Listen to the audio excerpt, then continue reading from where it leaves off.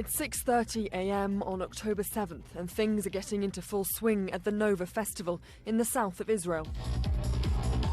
We were having fun, peace, love, good vibes, and an hour and a half after, we are running from bullets.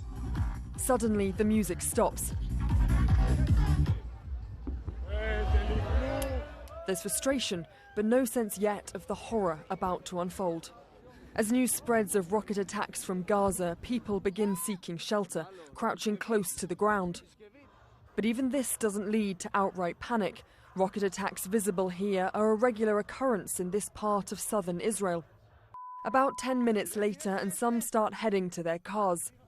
The decision of when and how to leave the festival would mean life or death for many. Some fled early to nearby bomb shelters. It's 7:10 a.m. and many are crammed inside this one to the north of the festival. But they've been followed.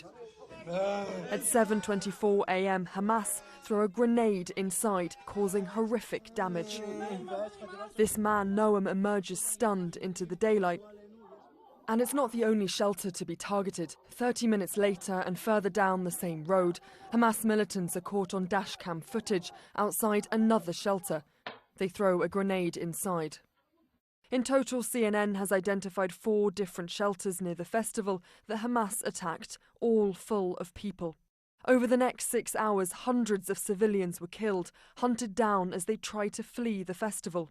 By examining over 50 videos of that morning and speaking to 12 survivors, CNN has established that Hamas surrounded the festival, blocking 3 approaches to the south, north and west, forcing people to flee across the fields to the east.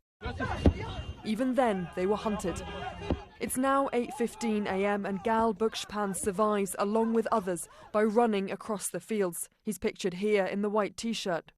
Local police and security told them to drive east across rough land due to roadblocks on the main road, but many end up fleeing on foot. We were like ducks. It was like a range. People were running in their hundreds. And you can hear the bullets coming. Were you seeing anyone get shot? Yeah, you can see people fall. It's 8:30 a.m. and as Gal and others continued running east, others running north met with more bullets and a police blockade, causing further panic. As a result, revelers start running back down the main road towards the festival, not knowing there are more militants just a few kilometers further down. On that same road, chilling dashcam footage shows Hamas militants shooting directly at an approaching car just an hour earlier. Those festival goers that remained closer to the concert site hid behind anything they could find, even behind trees, waiting while the bullets closed in. Many did not survive. 260 are reported dead, but that toll could rise. Just 3 hours after the start of the massacre at 9:39 a.m, videos emerge of some festival goers already held hostage in Gaza. This man still wearing a festival wristband, and another visibly wearing the security uniform. Their fates remain unknown. Gal and others are still processing the trauma of what they went through. I know people who were like 12 hours in bushes and they didn't move. I know people who tried to hide and they died. Humanity never seen this in the last couple of hundreds of years, since maybe the Holocaust. But this is just horrific. It would be 10 hours until help arrived for some. Others are still missing, feared dead or held hostage in Gaza. The scale of this tragedy may grow greater yet after those 6 hours of horror in the desert.